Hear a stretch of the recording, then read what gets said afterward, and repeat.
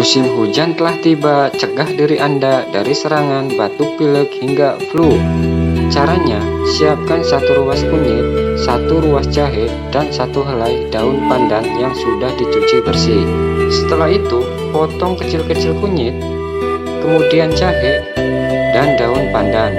Setelah dipotong-potong kecil, siapkan panci, lalu masukkan jahe, kunyit, dan daun pandan. Dan kemudian tambahkan air bersih secukupnya saja. Nyalakan kompor, lalu rebus. Tunggu hingga air mendidih.